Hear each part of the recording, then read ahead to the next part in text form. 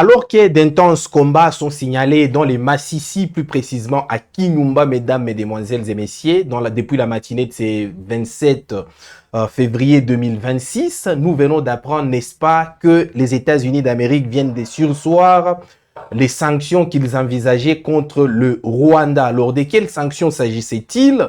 Qu'est-ce qui se passe exactement pour que les Américains puissent, n'est-ce pas, surseoir les sanctions qu'ils envisageaient contre le Rwanda? On va les savoir dans le cadre de ce WAP décryptage sur WAP Info Télévision, mesdames, mesdemoiselles et messieurs. Et pendant ces temps, la RDC vient de révisiter, n'est-ce pas, les partenariats qu'elle entretenait avec les États-Unis d'Amérique. Alors, de quelle révisitation il s'agit, mesdames, mesdemoiselles et messieurs? On va également les découvrir dans le cadre de ce WAP décryptage sur WAP Info Télévision que nous vous convions à suivre. Nous sommes réalisés par Thomas Zawadi. Nous sommes Gaëtan Kombi à la présentation, mesdames, mesdemoiselles et messieurs. Une nouvelle fois de plus, nous vous souhaitons la bienvenue. Alors, nous ne pouvons pas, n'est-ce pas, nous embarquer dans ce WAP décryptage sans pour autant vous donner les points sur ce qui se passe au niveau des différents fronts.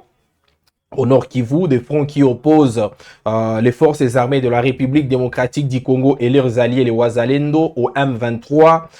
Nous sommes là, n'est-ce pas, dans les Massissi, où des combats font rage depuis quasiment les débuts de cette semaine, mesdames, mesdemoiselles et messieurs. Nous sommes en train d'étendre vers la fin de la semaine et il y a toujours des affrontements, puisque une nouvelle, n'est-ce pas, des nouveaux affrontements sont signalés.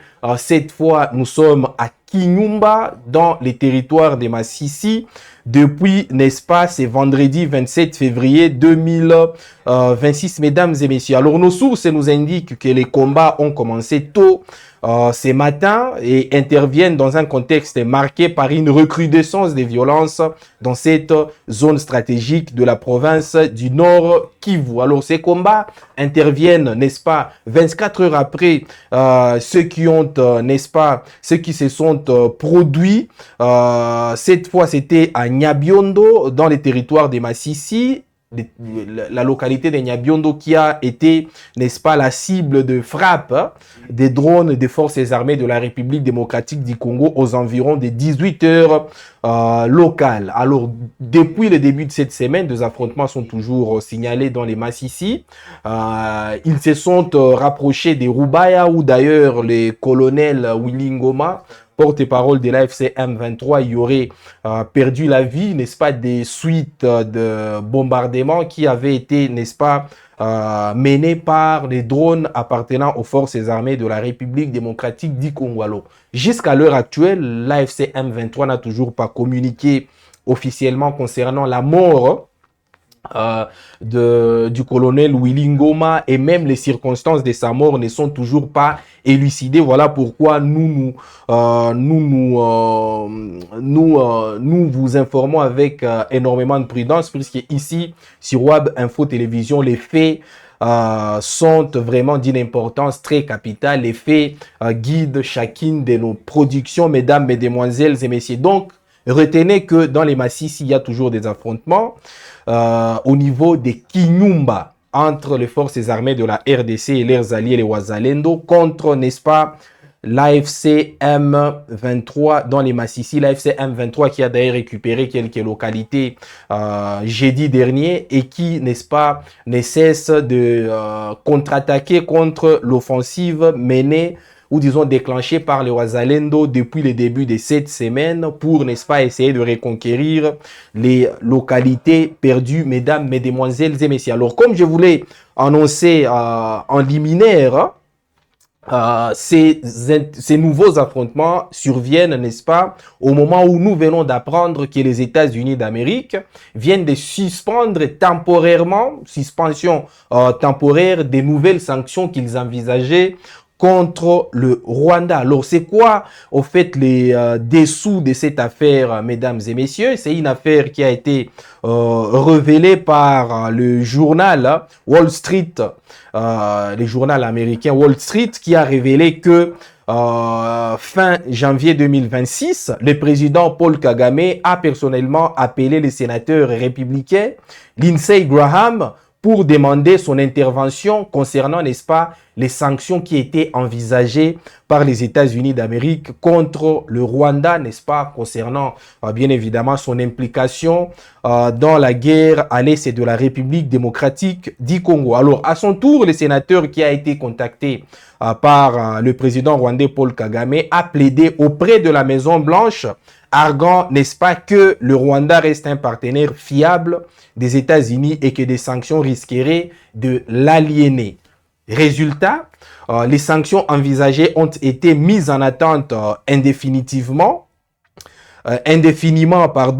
La Maison-Blanche reconnaît toujours que le Rwanda viole l'accord de paix, mais n'a pas procédé à de nouvelles sanctions pour l'instant. Alors, c'est quoi le contexte exactement? Alors, le Rwanda, vous le savez, le Rwanda a toujours nié tout soutien au M23 et accuse plutôt la RDC de collaborer avec les FDLR. Alors, récemment, si vous aviez suivi à travers nos différentes productions sur Web Info Télévision, vous comprendrez que à l'occasion du dialogue rwandais, le président Paul Kagame avait, n'est-ce pas, critiqué publiquement les sanctions américaines en disant que ces sanctions-là étaient nulles et de nul effet contre son pays puisqu'il s'en foutait royalement. Alors, cette déclaration de Paul Kagame a suscité, n'est-ce pas, l'indignation aux États-Unis puisque le secrétaire d'État américain Mark Rubio y avait répondu en disant que les Américains allaient mettre, n'est-ce pas, en pratique ces sanctions et que le Rwanda allait être frappé durement. Alors, parallèlement, les liens économiques et des coopérations, notamment dans le domaine de la santé, on va vous en parler, mesdames, mesdemoiselles et messieurs, des drones et tout ça entre les États-Unis d'Amérique ne cesse de se renforcer, ce qui complique d'ailleurs davantage la rupture totale entre les deux nations qui sont partenaires depuis très longtemps, mesdames, mesdemoiselles et messieurs. Alors, parallèlement également, la RDC ne cesse, n'est-ce pas, de multiplier des accords, notamment dans les secteurs de la santé, dans les secteurs de l'armée également, mais également dans les secteurs miniers avec les États-Unis d'Amérique, mettant ainsi les États-Unis d'Amérique entre les marteaux et l'enclume. Aujourd'hui, les États-Unis sont dans une sorte d'engrenage où ils ne savent pas comment vraiment trancher cette question liée au conflit rwando-congolais. Alors, d'une part, il y a le Rwanda qui ne demeure pas moins, n'est-ce pas, un partenaire historique des États-Unis d'Amérique, et d'autre part, la RDC qui ne cesse de nouer de liens, de partenariats et même des accords miniers d'une grande envergure avec les États-Unis d'Amérique. Donc, les États-Unis d'Amérique se trouvent au milieu de la RDC et du Rwanda, et aujourd'hui on se rend compte que n'est-ce pas, le pays cher à Donald Trump a du mal à trancher dans cette affaire impliquant le Rwanda à la République démocratique du Congo, mesdames, mesdemoiselles et messieurs. Alors, pendant ce temps, la RDC vient de revisiter ou de revoir son partenariat avec les États-Unis d'Amérique. Vous savez, les partenariats entre la RDC et les États-Unis d'Amérique s'est allé sur plusieurs matières, dans plusieurs domaines. Il s'agissait du domaine du secteur minier, du secteur de commerce également, du secteur de la santé. Mais la RDC a surtout fustigé le fait que les domaines militaires n'y étaient pas. Les domaines militaires n'étaient pas abordés dans le cadre de ces partenariats initiaux. Et du coup, la RDC a songé, n'est-ce pas, a mis une pression pour que les domaines ou disons les secteurs militaires soient également inclus dans ces partenariats globaux, mesdames, mesdemoiselles et messieurs. La RDC a également songé à revisiter ces partenariats parce que ces partenariats-là n'étaient pas du tout égaux. C'était un partenariat qui était asymétrique, qui profitait plus aux États-Unis d'Amérique et moins à la République démocratique du Congo. Et donc, les experts congolais s'y sont penchés et ont mis la pression sur la Maison-Blanche pour que non seulement ces partenariats-là puissent être égaux entre les deux nations, c'est-à-dire gagnant-gagnant, et des deux pour que, n'est-ce pas, les domaines, les secteurs militaires soient également renforcés dans le cadre de ces partenariats, mesdames, mesdemoiselles et messieurs. Alors, de quoi il s'agit exactement? La République démocratique du Congo a effectivement revu et ajusté les termes de son partenariat stratégique avec les États-Unis d'Amérique, initialement signé le 4 décembre 2025 à Washington entre le président Félix Tshisekedi et l'administration américaine sous Donald Trump. Ces partenariats stratégiques globaux couvrent plusieurs domaines. La sécurité, je vous ai dit que ces domaines-là n'étaient pas du tout, n'est-ce pas, abordés dans le premier partenariat ou dans les partenariats initiaux signés le 4 décembre 2025. Il y a également les secteurs de l'économie, notamment les minerais critiques comme le cuivre, le cobalt et le coltan, la gouvernance et la coopération interinstitutionnelle. Alors, cependant, la proposition initiale américaine était jugée très asymétrique par Kinshasa, c'est-à-dire il y avait peu d'éléments sécuritaires et il y avait également beaucoup d'avantages unilatéraux pour les États-Unis d'Amérique. Voilà pourquoi une équipe de négociateurs congolais a donc bataillé plusieurs mois pour rebalancer l'accord. Donc, il y a eu des experts congolais qui s'y sont penchés, n'est-ce pas, pour essayer, tant soit peu, mesdames et messieurs, de trouver, d'aboutir à un accord qui soit plus global, qui soit d'abord plus global, plus équilibré et plus profitable à toutes les parties. Alors, c'est quoi, au fait, les points, les axes sur lesquels ces nouvel accord-là, ou disons cette révisitation de l'accord RDC-États-Unis d'Amérique a tourné? Il y a d'abord l'inclusion plus forte du volet sécuritaire. Alors, je vous ai dit que l'accord initial ne comprenait pas les volets sécuritaires ou les volets militaires. Alors, ce nouvel accord qui a été révisité par les États-Unis d'Amérique et la République démocratique du Congo inclut plus fortement les volets sécuritaires, notamment avec l'interopérabilité des armées. Je vais vous en parler, mesdames et messieurs, par la suite.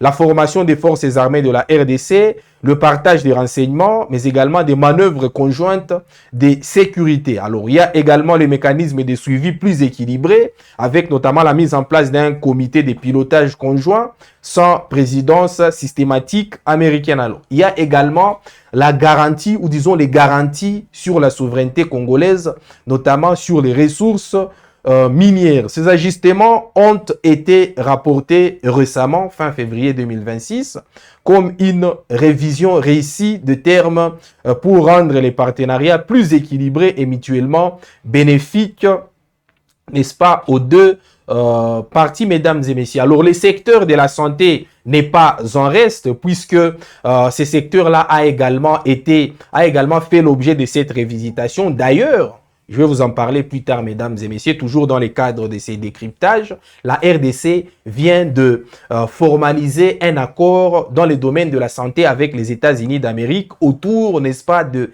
1,2 milliard de dollars américains. Alors, il y a également les secteurs de la sécurité, mais également d'autres volets, comme de réunions sur la pérennisation de l'accord, revue annuelle CDC en RDC, mais également les avancées sur les minerais, mesdames, mesdemoiselles et messieurs. Donc voilà, la RDC s'est rendu compte un peu plus tard, c'est-à-dire en aval, après avoir signé les accords initiaux avec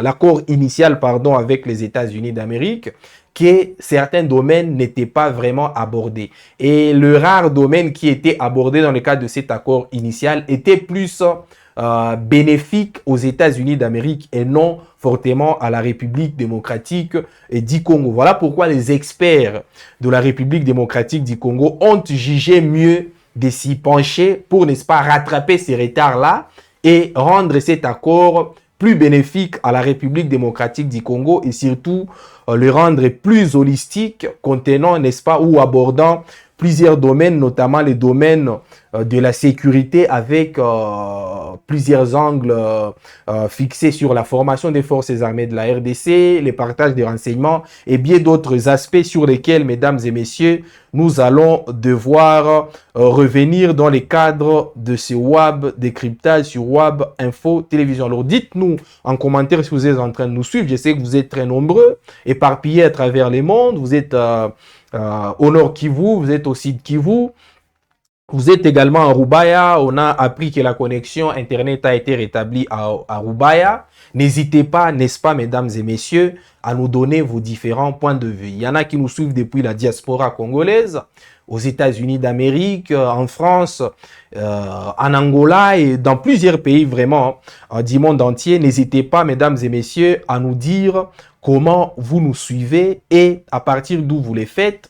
Et surtout, donnez vos différents points de vue sur, n'est-ce pas, ces différentes questions d'actualité. Et ça nous fera énormément du bien, mesdames, mesdemoiselles et messieurs. Alors, je vous ai dit que ces nouveaux accords révisités par la RDC, n'est-ce pas, et les États-Unis d'Amérique, signés par la RDC et les États-Unis d'Amérique, mettent, n'est-ce pas, un curseur sur les secteurs de la sécurité à travers notamment la capacitation des forces armées de la République démocratique du Congo par les formateurs américains. Alors, l'occasion faisant les larrons, mesdames et messieurs, il y a eu un entretien stratégique entre la RDC et les États-Unis d'Amérique sur l'interopérabilité des deux armées, c'est-à-dire sur la complicité qui devrait y avoir entre les deux armées ou disons l'entente, comment les deux armées vont coopérer ou vont opérer ensemble, mesdames, mesdemoiselles et messieurs. Alors, c'est là fait suite à la rencontre qu'il y a eu entre les vice-premiers ministres et ministres de la Défense nationale de la RDC ainsi que des anciens combattants, Monsieur Guy Kabongo Mwandiamvita, qui a reçu le jeudi 26 février 2026 dans son cabinet de l'Hôtel de la Défense les chargés d'affaires des États-Unis d'Amérique en République démocratique du Congo, Monsieur Ian McCarry, accompagné du colonel Chad Brinton, attaché de défense auprès de l'ambassade américaine. Alors, au menu, il y a notamment la question liée à l'intensification de la collaboration dans les domaines militaires. Cette rencontre a permis aux deux délégations, c'est-à-dire la délégation congolaise et la délégation américaine, de discuter des perspectives d'un partenariat stratégique durable entre Kinshasa et Washington dans les domaines militaires.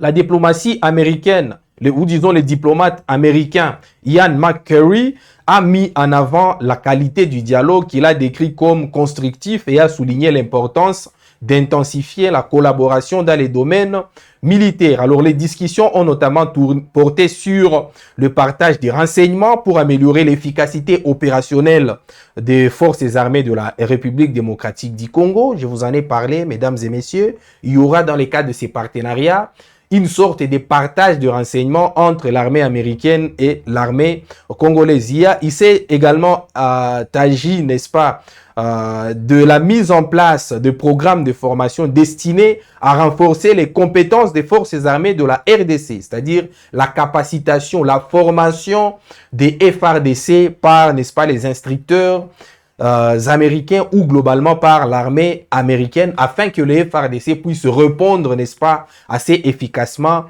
à toutes sortes de menaces sur l'intégrité territoriale de la République démocratique du Congo. Il s'est agi également de la participation à des manœuvres conjointes prévues dans les prochains mois afin de développer l'interopérabilité entre les deux armées. Voilà donc les trois axes sur lesquels ces discussions-là entre les ministres de la Défense de la RDC et les diplomates américains ont, n'est-ce pas, tourné. Alors, de son côté, les ministres, les vice-premiers ministres, ministre de la Défense, Guy Kabongo, s'est félicité de cette convergence des vues et a réaffirmé l'engagement de son ministère à bâtir une coopération militaire solide et pérenne avec les États-Unis, considérés comme un partenaire de confiance de longue date, mesdames, mesdemoiselles et messieurs. Voilà donc où on en est avec la mise en place pas la mise en place, mais comment dirais-je, la mise en pratique de l'accord signé entre les États-Unis d'Amérique et la RDC. Alors, il y en a plusieurs de nos abonnés qui ne cessent de nous poser la question sur, n'est-ce pas, la mise en pratique de cet accord-là, dont, disons-le, on ne voit pas encore concrètement les effets sur le terrain. Alors, retenez, mesdames, mesdemoiselles et messieurs, qu'on en est maintenant au stade, n'est-ce pas, des mises en pratique, au stade de, voilà, d'implantation des préalables pour, n'est-ce pas, l'effectivité de cet accord États-Unis-République démocratique du Congo qui s'étale sur plusieurs axes, notamment l'axe militaire, l'axe, n'est-ce pas, de la santé, l'axe minier, et bien d'autres axes que couvre cet accord qui se veut holistique, mesdames, mesdemoiselles et messieurs. Alors, il y a également les secteurs de la santé, on va vous en parler pour que vous compreniez, mesdames et messieurs, comment vraiment il y a des avancées dans le cadre de cet accord États-Unis-Amérique. Dans les secteurs de la santé, je vous ai dit précédemment que la RDC a signé un accord dans le domaine de la santé avec les États-Unis d'Amérique autour, n'est-ce pas, des 1,2 milliards de dollars américains. Alors cet accord-là,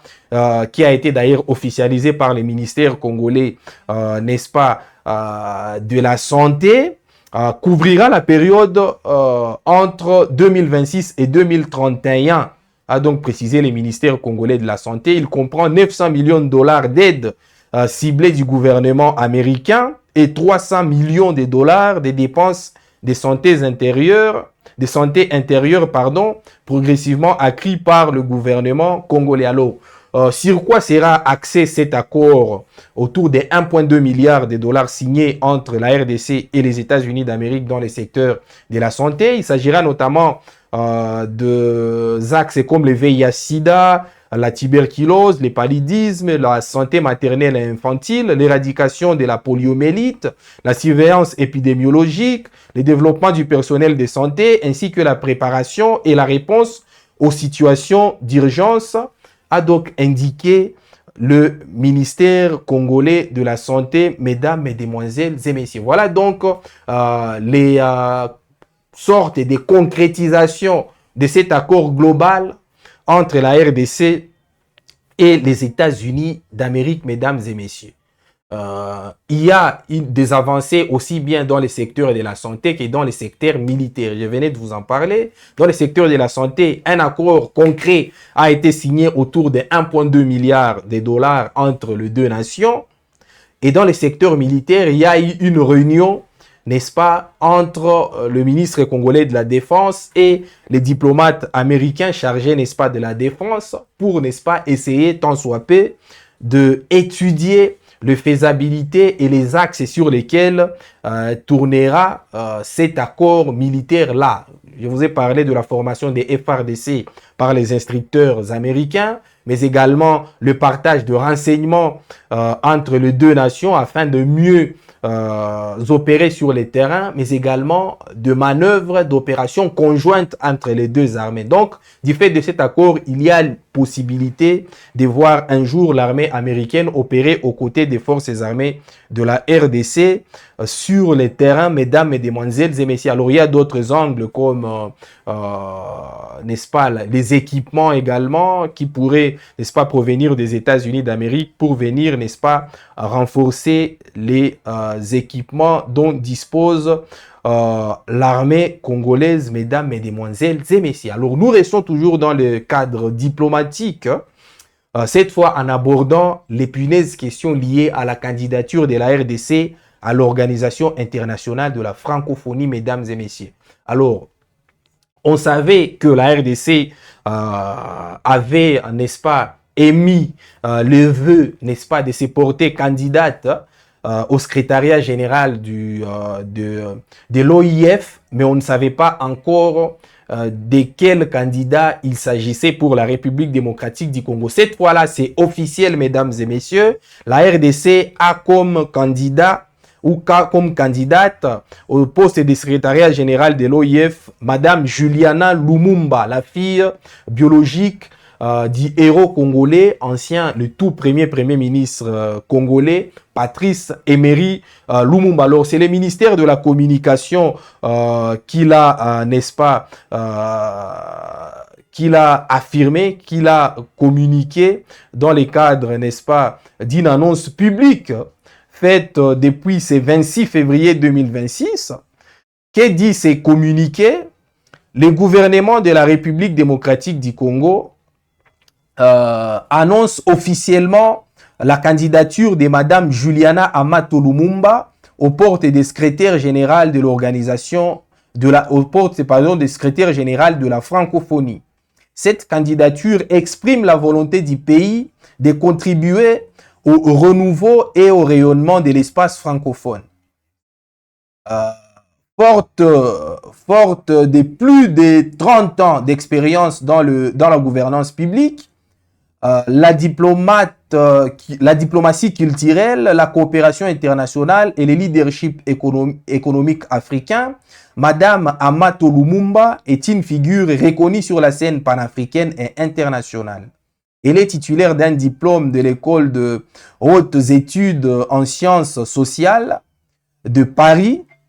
Son engagement public l'a conduit ensuite à occuper des responsabilités majeures au sein de l'État congolais, notamment comme vice-ministre de la Culture et de l'Information, puis ministre de la Culture entre 1997 et 2001. Entrepreneur accompli, elle fonde et elle dirige plusieurs entreprises dans les secteurs de conseil, de la communication et du commerce international. Cette expérience nourrit en compréhension fine des dynamiques économiques africaines et la nécessité de renforcer les capacités entrepreneuriales sur le continent. De 2007 à 2015, elle a occupé les postes stratégiques de secrétaire général de l'Union des chambres de commerce africaines au Caire, nous sommes là en Égypte. Depuis 2015, elle intervient comme conférencière internationale sur les thématiques majeures. La candidature de Madame Amato Lumumba s'appuie sur des atouts stratégiques majeurs, entre autres les leaderships politiques confirmés au plus haut niveau de l'État, une expertise panafricaine unique, avérée en intégration économique et coopération régionale, une diplomatie culturelle reconnue, forgée dans des représentations officielles internationales, un engagement constant pour la promotion des femmes dans l'économie et la gouvernance, une maîtrise du multilinguisme français, arabe, anglais, lingala, swahili, essentiel pour une francophonie diverse et inclusive. À travers cette candidature, la République démocratique du Congo porte l'ambition d'une francophonie plus solidaire, plus proche des peuples, capable d'accompagner les transitions numériques, culturelles et économiques du 21e siècle. Enfin, c'est comme ça que c'est ce qui stipule, n'est-ce pas, les communiqués publiés par les ministères congolais de la communication annonçant donc la candidature de Madame Juliana Lumumba comme au poste des secrétaires général de la francophonie. Madame Juliana Lumumba, qui est fille de l'héros national Patrice Emery Lumumba, les pionniers de l'indépendance de la République démocratique du Congo. Alors bien évidemment, elle aura en face d'elle vraiment des adversaires de taille, hein, notamment Madame Louise Mushikiwabo, l'actuelle secrétaire générale de la francophonie, la rwandaise, l'ancienne ministre rwandaise des Affaires étrangères, qui va se représenter une fois de plus au secrétariat général de la francophonie. Donc ça sera forcément la principale adversaire à Madame Juliana Lumumba. Saura-t-il défier Madame Louise Mushikiwabo? En aura-t-il les épaules? On les verra, mesdames et messieurs. Mais on lui souhaite, n'est-ce pas, bonne chance pour ces postes auxquels elle compétit. Alors, il y a également d'autres candidats d'autres candidats présumés congolais qui espéraient à ce que la RDC puisse porter son dévolu sur eux, notamment Christophe Lutundula qui a été signalé par le passé, mais également il y a eu des sources qui ont signalé que le docteur Denis Mukwege était également partant pour devenir, n'est-ce pas, le candidat de la RDC à la francophonie, mais rien de tel ne s'est passé puisque la RDC a jugé bon, mesdames et messieurs, de porter son dévolu sur Madame Juliana Lumumba, qui sera donc la candidate de la RDC au poste, n'est-ce pas, de secrétaire général de la francophonie, mesdames et messieurs. Alors, nous sommes en train de terminer, mais il y a une information qui vient de tomber. C'est un nouveau tweet fait par le porte-parole de l'AFC M23, Lawrence Kanyuka, des suites des attaques dont dont auraient été victimes, n'est-ce pas, les populations au niveau des Mouessou. Alors, qu'est dit ces tweets, hein? On va vous les lire. Pendant ces temps, je serai en train de demander à Thomas Zawadi de vous l'exposer sur vos écrans.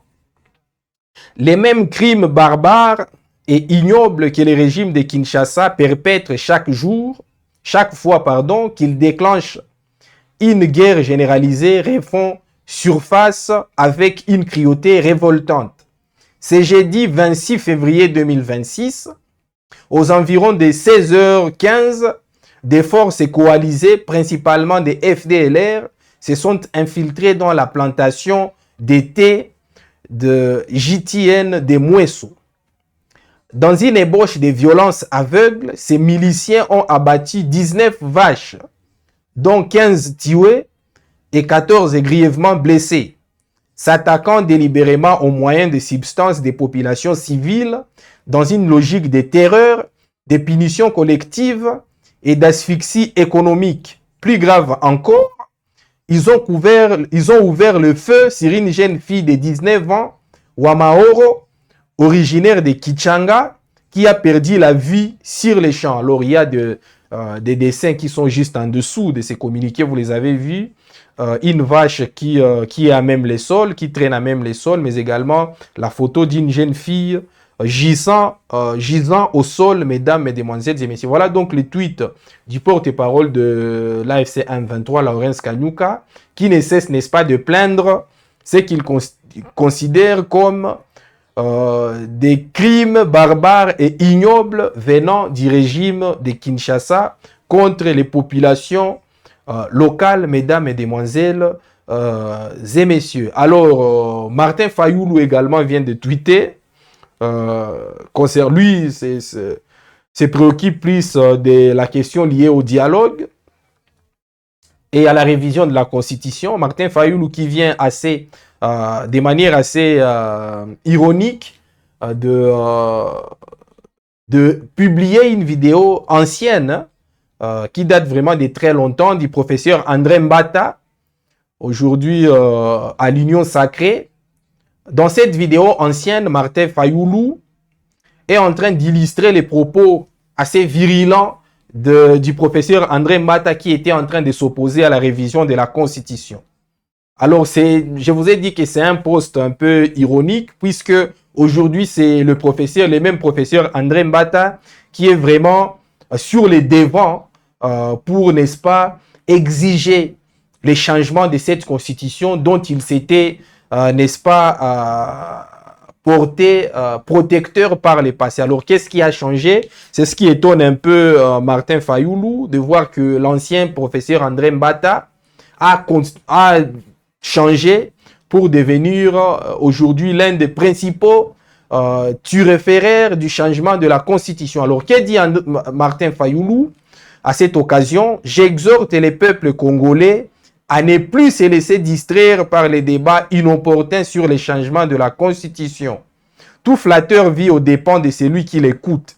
Les membres de l'ECD, Bar Lamouka, s'abstiendront de ces débats afin de se concentrer sur les véritables défis du pays, a donc tweeté Martin Fayoulou, pour qui les principaux défis de ces pays, de la RDC, ce sont les dialogues entre Congolais qui doivent réunir, n'est-ce pas, toutes les couches de la population congolaise et tous les opposants congolais autour, n'est-ce pas, du régime en place afin de discuter sur les 7 axes majeurs qu'il a proposés d'ailleurs, autour desquels doit tourner ces dialogues entre Congolais, mesdames, mesdemoiselles et messieurs. Voilà donc c'est sur quoi aura tourné le web décryptage de voilà, de ces vendredis.